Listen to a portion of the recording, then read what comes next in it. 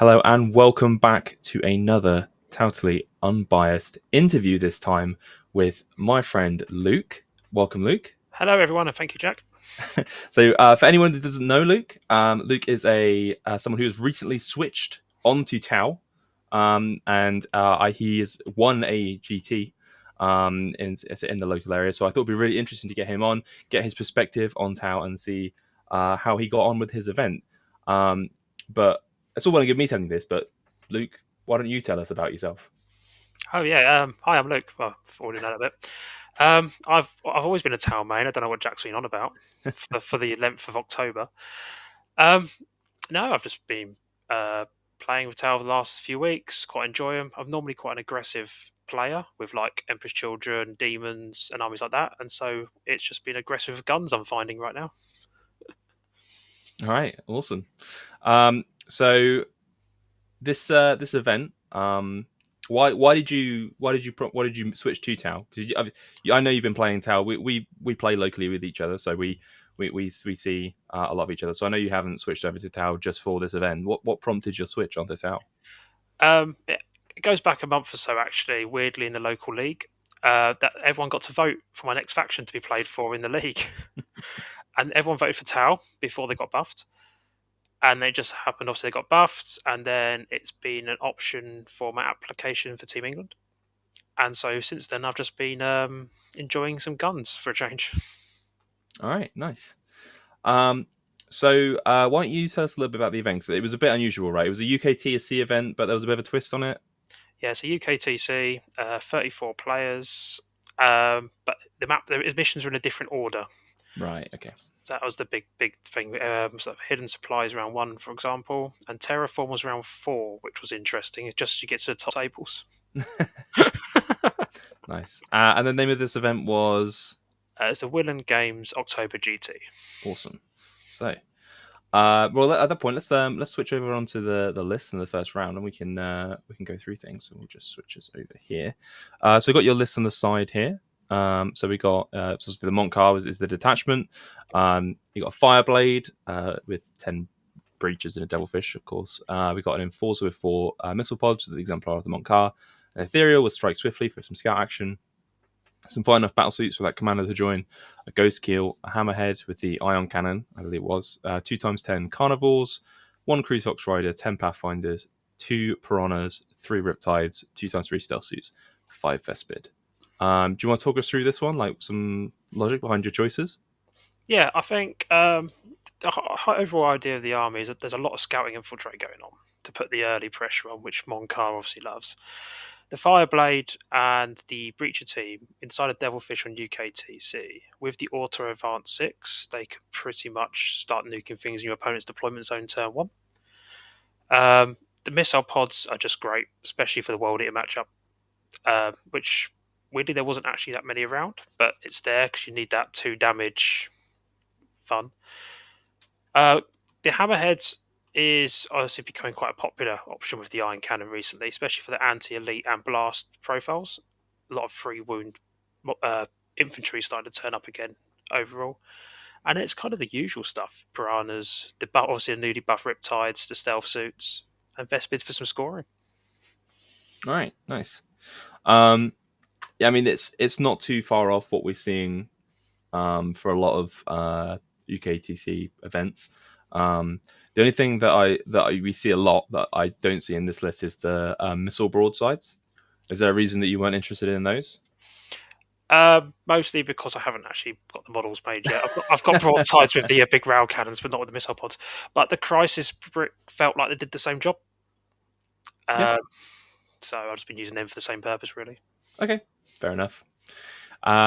Okay. Well, I mean, let's talk about your rounds then. So your first round, as you said, was on Hidden Supplies map 3 or round 3 of UKTC in round 1, and you were playing against Drukhari. So we've got the list here. So it was an Archon, a Beast Pack, Lilith, Urian, 10 Cabalites, 10 Witches, 2 Venoms, a Court, 10 Hellions, 5 Mandrakes, a Ravager, 6 Reavers, 2 times first Scourge with Dark Lance, 2 Talos, a Shadowseer, Skyweaver, and a Troop. And this is all for Reaper's Wager, of course, because we've got the Harlequins in there. How do you feel about this matchup? So I going into the game. No, I know my opponent. She's lovely to play against. This was very much felt like a list that is a last hurrah of some Drukhari bits. It didn't feel particularly min maxed in that sense. Hmm. I think that pretty much was it in the end. There's a few bits changing around in the new book. So I was quite confident on this. Hidden supplies, I think, works for me against Drukhari because it forces them to have to come out and stand in front of the guns, otherwise they're just not going to score points. So I was relatively confident going into round one. All right, nice. So in terms of your deployment, how aggressive do you play this? Because and what are you trying to achieve with your deployment? So on this particular map, on the left-hand side, I'm trying to get my Riptide straight into that top corner, Hmm. and it threatens that entire base into the deployment zone. Generally I'm deploying quite aggressively for the hope for the go turn for the first turn. If I don't, I'm then scouting backwards slightly, normally to protect myself, but not too much that I can't swing in next turn. Um, the whole thing on UKTC is the Devilfish behind that 9x3 flat ruin, and then you can swing it over into the middle, so you can get guys out into the big ruin, and then breaches really just wreck infantry, especially T3 Drukhari infantry. Mm, Um, it is a bit of a Monkar, just alpha striking using the gun lines, which are very open on this board. yeah. Did you give it first or second in this game? It's a good question. Well, while you're remembering that, um, I guess when you're looking at this map, for me, this is my favorite map to play Montcar on, of the UKTC ones, because you have the great spot here to come forward with your scouting with the Riptide. You've also got a great spot here where you can come forward and then you can go back if you have to. If you get second turn and you don't want to be exposed. This spot is obviously great for having breaches go through. You can also have pathfinders come up the middle, scouting through these middle pieces of terrain. There's just loads of different angles of attack that are really good for Montcar. Yeah, do you know if it was a first or second turn for yourself? So I went second in this one. Okay. So how does that change up your game plan then? Because obviously the game plan's very straightforward in Montcar if you go first. But if Yeah. you go second, how do you change things up? So defensively, you're just making sure you don't leave anything hanging round one, uh, and then it's kind of you start switching back over to almost a 5 turn game, but you still want to try and force the game to happen early, Mm, and then you've got bottom of turn, and so it's basically if they push out and play aggressive, you're just playing the early game of I'm just going to table you and score late. But if they play passively, all of a sudden your turn one becomes almost like going first anyway. yeah. So in this one, she tried to take her natural expansion on the bottom right, but all the units that came out there got nuked. She did send some Harlequins into me very quickly to take out. I think it was a unit of Kroot that I had blocked the lines up with, which got to take my screens out early if you can, otherwise I just flood the board. But it was very much turn one, a bit of trading going on, but realistically, nothing stopped me going on my turn one. Is that top left anyway? Hmm. So I was able to put the pressure on very quickly. All right. Nice. And I'm assuming that the Drukhari just didn't survive very long on the points and was able No, to. I think by the end of turn three, I think there was 5 mandrakes and another unit left. Yeah, sounds like a good Montcar. So what was the final score in this game? Do you know? 85-41. Okay, so nice win for the Montcar to start off with. As we were into round two. Round two was which UKTC round? It was, let's bring it up myself, Linchpin, round four. Lynchpin round four. So this is our Crucible map. Yeah. So you were playing against Orks and Warhorde for this one.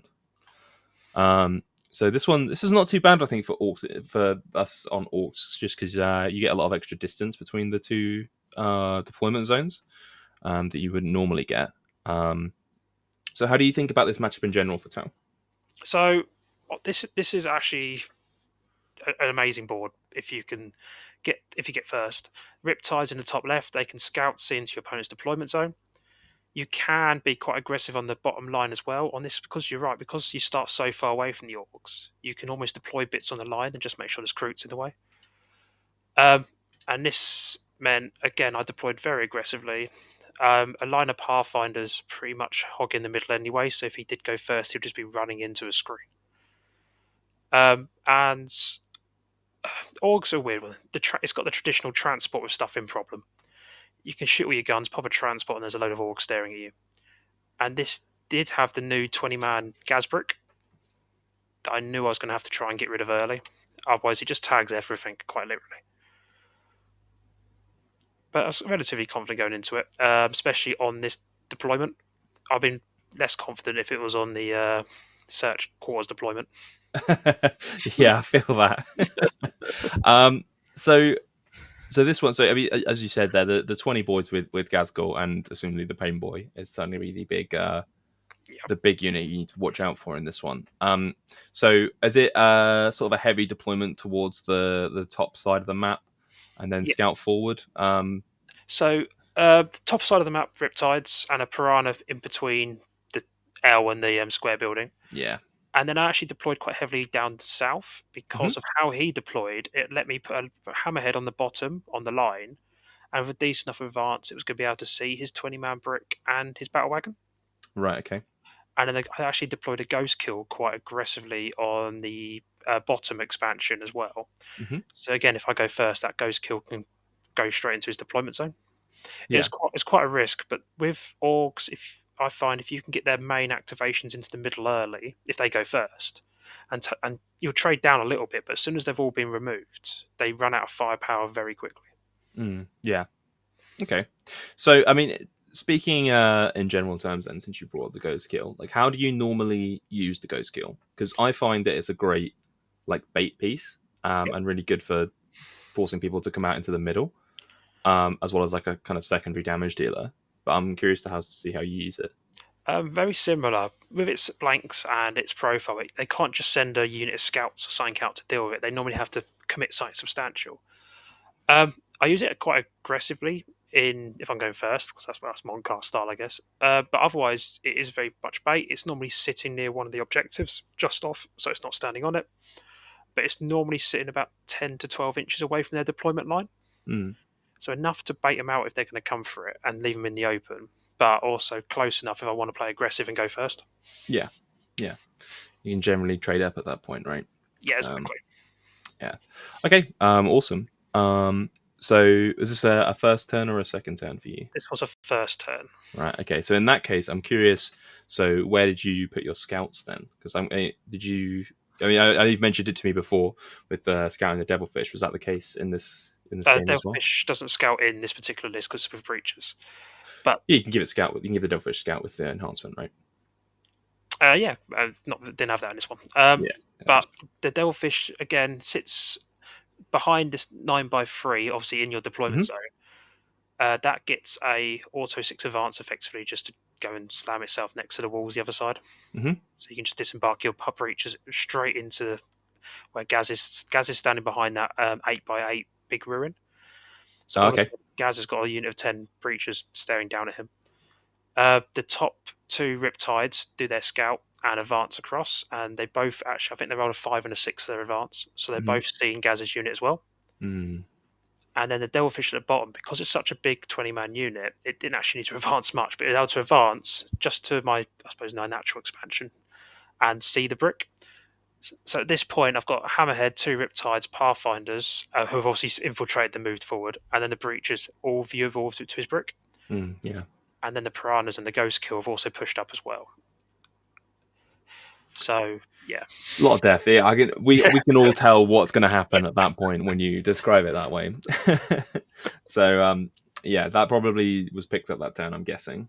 It was picked up along with both squads of 5 commandos, tank busters, a truck, squad of Gretchen, and something else. Right. Yeah. This is Yeah. kind of a common pattern you'll see for the play pattern of Montcar. But we'll come back to that at the end, I suppose. Okay. So was that? I mean, we know there's another win. You won the tournament, so we know it was another win. What was your score in that one? That was 100 to 33. 31, sorry. Yeah, so that was a bit of a blowout. Okay, nice. That's what happens when you Montcar first. Okay, so moving on to round 3, Yep. you played Custodes. on what map was that? Oh, Purge. Purge. So that is round 2. and it's against Custodes. So Lions. So we've got 2 Blade Champions, 2 Shield Captains, 4 Custodian Guard, 3 Alaris Terminators, 5 Wardens, 4 Wardens, 2x4 Prosecutors, 4 Witch Seekers, 2x2 Virtus Praetors. For the Bike Captains, I think I'm not added. I think there are Bike Captains in there. I think it's Yeah, Shield Captain yeah, on Bike, yeah. not Shield Captain. And then Draxus and a Caldas Assassin. Again, this is the diagonal map once again. Was it a similar deployment where you're kind of heavier towards the bottom, or did you switch it up for this one? No, very similar again. I made sure all my chaff units were ready to just screen up the middle if they had to, or score me points. Mm-hmm. Custodes being weirdly hard to kill with their 4-up feel no pain for that big turn means if Alpha Strike turn can get switched off quite quickly, Mm-hmm. which can hurt quite badly back. Mm. Okay. So on this game, so this is Purge, right? So there is a big advantage. This is one of the go second advantage missions. Did you go first or second on this one? I went second. You went second. Okay, so you got the advantage. I feel like if you go first in this one, isn't necessarily one where you want to full send on the first turn, right? Because it's a No, lot of risk. it's very high risk. Unless against Custodes, it's extremely high risk. If it's against the Orcs or something else, I still do it. But against Custodes, because you might just not kill a single unit, Yeah. and you leave your army just standing there. Okay. So it works out then for you in this case. The going second. So how does this one work out? Is he play it aggressively into you, or He plays his bikes quite aggressively and actually catches a Riptide to turn one and removes it. oh, nice. He does lose an entire squad of bikes with the captain in return for that. Hmm. Now, I'm having to give him units to kill to bait his bricks out effectively. So Yeah.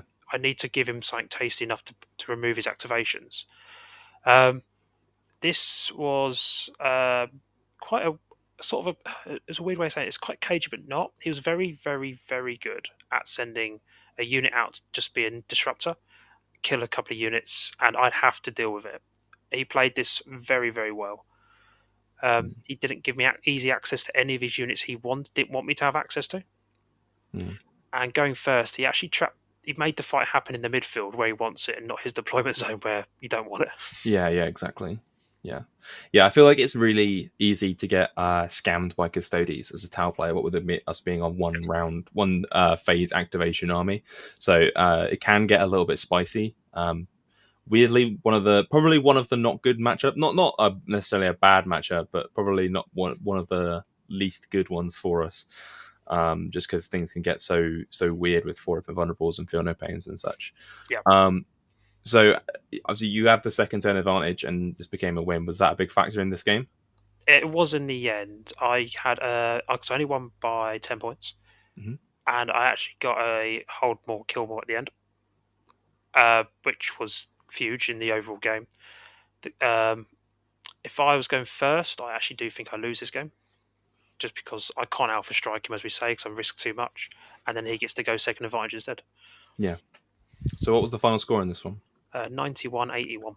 Yeah, so that's about as close as it gets on Purge, right? So Exactly, yeah. yeah, so that's really good. So well done on that one, mate. Our round 4 was into Chaos Knights with Infernal Lance, and which map was this? This was Terraform, so round 1. Terraform. Okay, so this is the go first advantage map, where Purge was the go second advantage map. And so this map is interesting. I've always thought this is one of the harder maps to play for Monk Cartel, rather than the other two. So do you want to? I'll just go through the list actually quickly before I forget. There's 2 Knight Despoilers with double Gatling, a Knight Tyrant, 3 Carnivores, 3 Beasts of Nurgle, 2 units of 3 Nurglings, and 10 Plague Bearers. Super fluffy Nurgle list there coming through. Yeah, what was your game plan in this one? So this was going against Adam Jill from Redacted, so it was actually my captain for the team. The game plan here, is you are right, it's go first on the mission, but for Montcar, it's not particularly great. So it was going to be a case of go first, I get everything terraform quickly, and just try and trap him in his deployment zone for as long as I can until I've hopefully scored enough points to win the game. If I'm going second, I can then start playing the long game a little bit. I can outtrade his trade pieces effectively until he has to start giving me his juicy pieces. Mhm.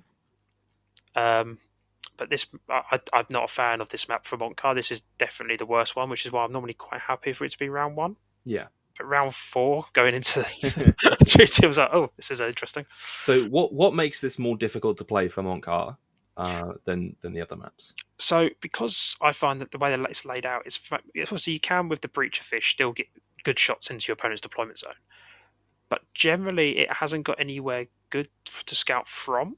Because if you deploy on the line on this one, you've got no defensive scout options. Yeah.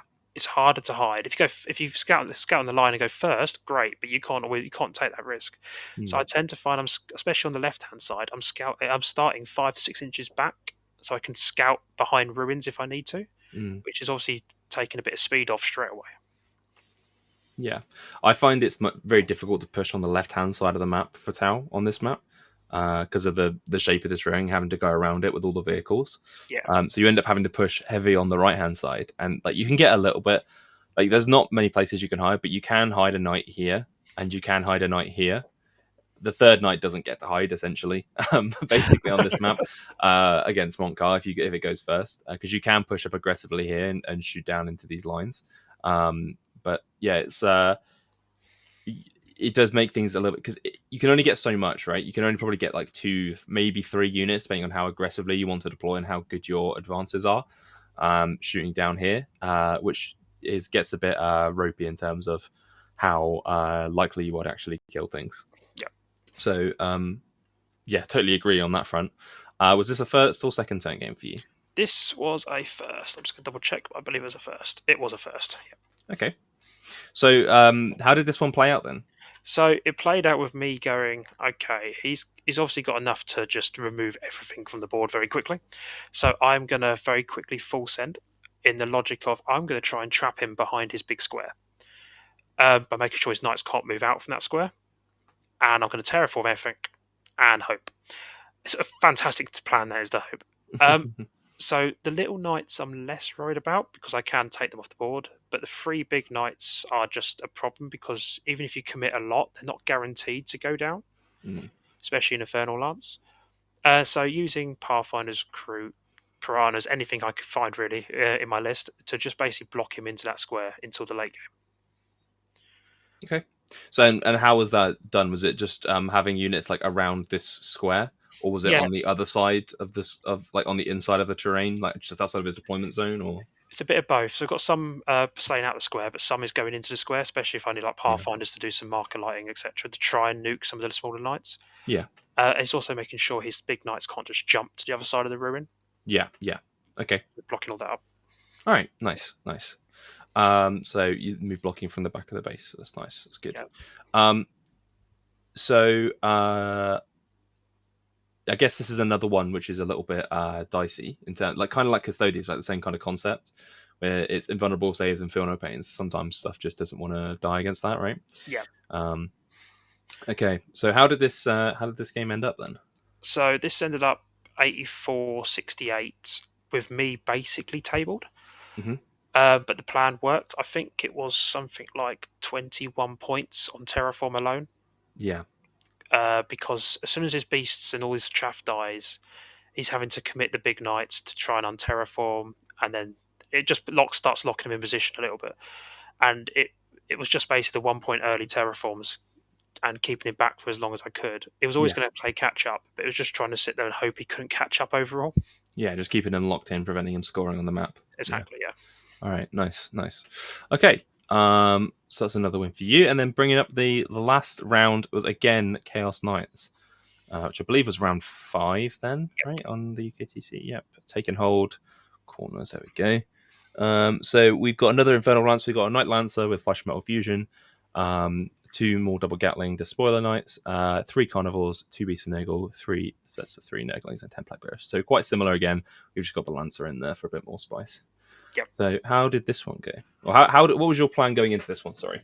The plan of this one was actually like, right, okay, so the Lancer, it can move 17 if it packs, is making sure that doesn't get anything tasty. Because if it only goes into things like crew, it's not doing its job. The spoilers are, again, a problem.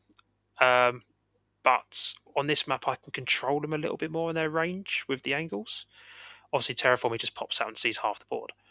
So the idea was here again, it's play the left-hand flank, but also put some pressure on the right flank that he has to send something down to deal with, Hmm. which was I think it was a ghost kill, a riptide, and a piranha I sent down to the bottom, Hmm. and that was just like okay, it's a bit too much for just send a carnivore afterwards, Hmm. but so you have to commit the spoiler, so then you have to try and get him to just split his assets up a little bit. Yeah. Uh, that was the plan, and the second part of the plan was just to go first. The Monk Card Classic. I love it. Yes, plan to go first. Okay. So where did you use your scouts on this map in that case? If you were splitting your forces, was it more you were using it again up on this left-hand side to scout forward and get behind here? So the Riptide Scout was still outside. Uh, Yeah. one Piranha Scout was basically deployed almost in the middle, Yeah. above the 9x3, and one was deployed quite aggressively on the southern side, just with the Mm. Riptide at the bottom. He was always going to be able to get a shot on the Riptide turn one if he wanted to.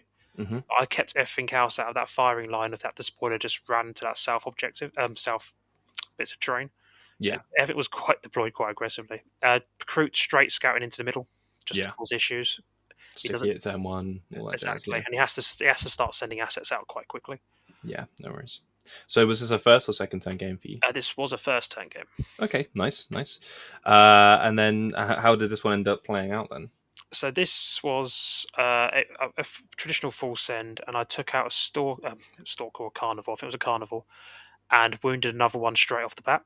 Hmm. I'd also made it so his knight lance had deployed behind the 9x3. It couldn't physically get a charge onto anything that wasn't a pathfinder or a piranha. So it wasn't in a good place. It couldn't enter the middle of the field because the crew were just spread out everywhere. Hmm. Um, and then it was just pushed from there. Really, I've actually remembered to use the 2 CP strat for -1 damage in this game. Yeah.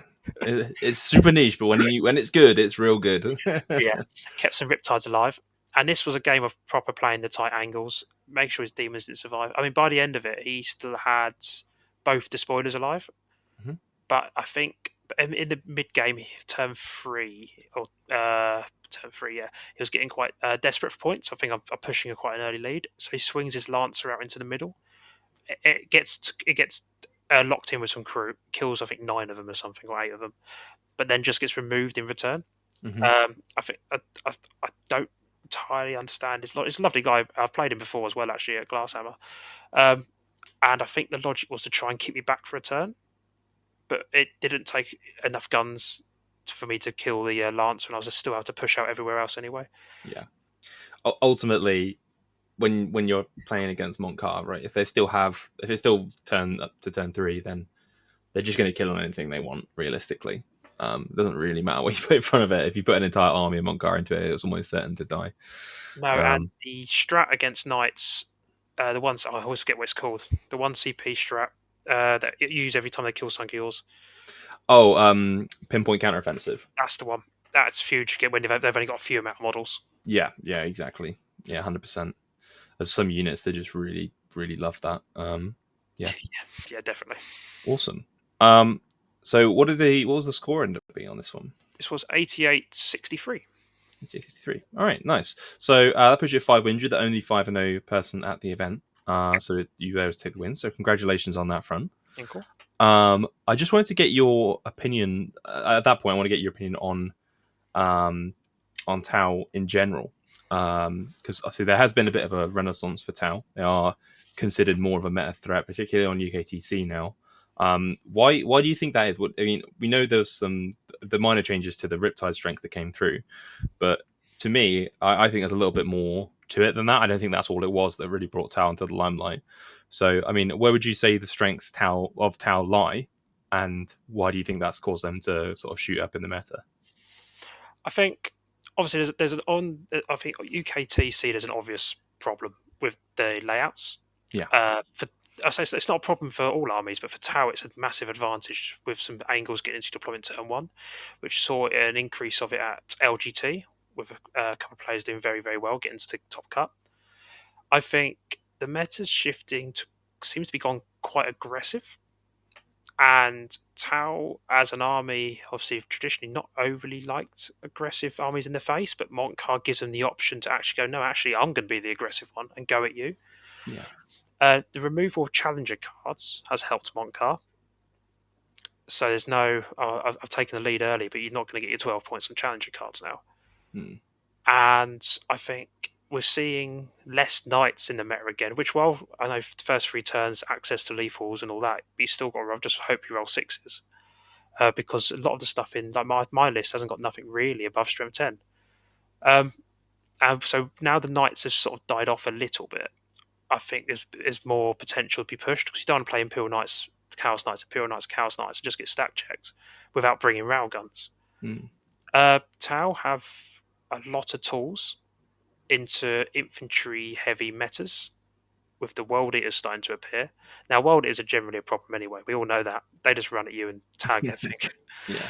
But at least with Tau, you have got the answer of we got some fallback and shoot options. Ignore modifiers while shooting into combat with certain crisis bricks. And we've got different ways of removing the infantry. So I think it's just because the game seems to have gone quite aggressive, but Tau can be aggressive and faster than a lot of the Mm. aggressive armies. Yeah.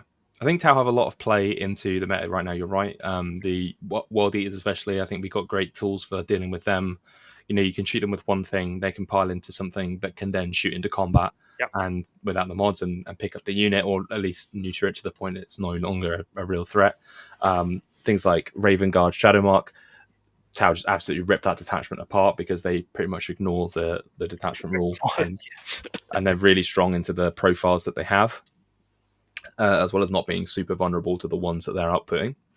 I think you're also right with the knights. Like knights, I would say, have generally not been good matchup for Tau. For the longest time, it was just kind of like you put it down as a 15-5 on your team's matrix and call it a day.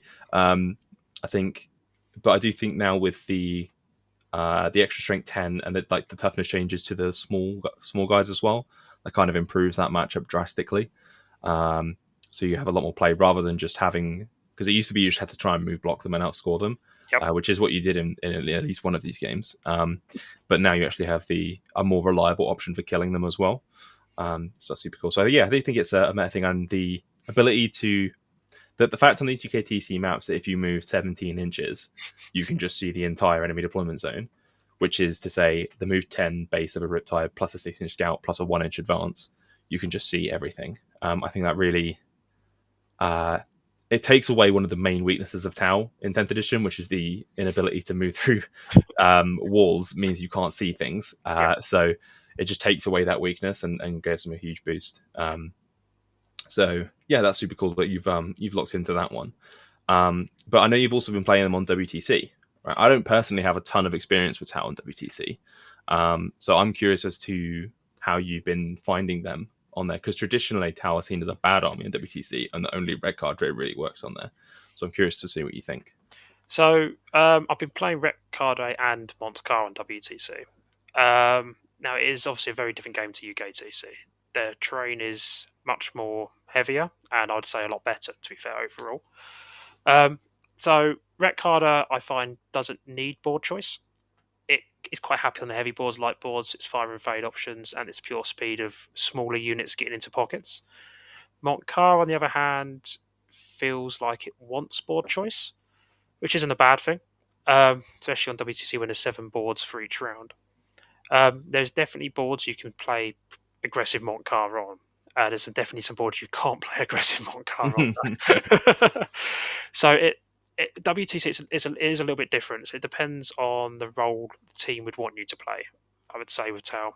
But Retcarder is the more flexible option, while Montcar is very, very good still if it gets board pick. Yeah. So if you were gonna go to a WTC event tomorrow, would you be taking Montcar or would you be taking Red Cadre? It depend on the overall team comp, but I do think Montcar is a very good defender in the current meta currently. So probably Montcar. Yeah. Okay, awesome. And I guess one of the last things I want to say is, if you were going to change anything about your list after this event, having played it, like obviously models you don't own, agnostic. What what would you say? What changes would you make? Was there anything that wasn't pulling its weight, or something that you were really interested in to have more of? So the breaches are gone. Never use it Pathfinders because I feel like they do almost the same job, just Yeah. for those points. I've adding in I can never remember what he's called, the little lad, the sniper drone guy, Oh, Fireside. Firesight Marksman. Yeah. Yeah, that's the one. Just for that Alpha Strike, I'm just going to be greedy and have rerolls on twos as well. One's not Yeah. enough. It also just gives you more marked options. Mm. Um, except from that, I think that I'm quite happy with the list is sitting. It's the breaches are they're good, but I don't feel like they pull their weight. Yeah, it's a lot of points, right? It's like 230 points or something for the Uh, full squad. yeah, but you still want to keep the Devilfish for the second squad of Pathfinders. Yeah, yeah. Because I found the Pathfinders do a very similar job as well, and then you also have the addition of um, the ion rifles to just scam Marines sometimes and pick up a unit of scouts with just those 9 shots. I've done that so many times. Yeah, I mean, is it more of a you want the 7-inch scout, or is it just the? Is there Uh, any particular reason that you want the Pathfinder in the Devilfish? I think the 7-inch scout is helpful because it means you're not burning. Well, you can still use an advance, but you don't have to reliably get a decent advance to attack certain points on the board. Mm-hmm. Um, it's just I think what's a Cadre Fireblade 50 points, breach is Yeah, 100 points, so it's a 60-point saving, yeah, which is the fire and sniper drone guys. I'm going to keep calling him. squad. Yeah, Yeah, it's a yeah, technical term. It just gives you another activation because all of a sudden you've got another action monkey who's also a very good spotter. yeah. And I say you just got a unit that does the exact same thing as the other Pathfinder squad. Mm-hmm. A breach squad to it, but yeah. Yeah, no, absolutely. I wholeheartedly agree. I feel like the range of the breaches can be a bit of a liability as well. Yes. Sometimes you do get away with it a lot if people deploy quite far forward. But yeah, they can be problematic, especially if you're playing against world eaters. You have to like measure down to the millimeter to get their ranges and not get them destroyed. It's very hard to get all of them within 10 of a world eater squad and not Yeah, much. exactly. It's a nightmare. Right. Okay. So I guess are there any events you're taking Tau to soon? Not I got booked a couple from November actually. Um, so we'll see how that goes. Obviously, looks like I'm probably taking into Pyra and Prestige, Mm-hmm. but that's not confirmed yet or guaranteed because obviously then things change quite rapidly. And except for that, I'm probably going to stick with them for the rest of the year. All right. So play a few more local events, some more WTC events, and just see how they go. Okay. So everyone out there, all those aspiring Tau players, can keep an eye on you to copy your lists and win a bunch of GTs as well. So I guess, Luke, is there anything you wanna mention or plug or bring Uh, up later at the end of events? no, just yeah, keep playing Okay. Tau. Pew pew. Well, just wanted to double check. Okay. Thank you very much for listening, everyone. We'll be back soon with another totally awesome video for you, and we will see you next time. Bye See you bye. later. Bye.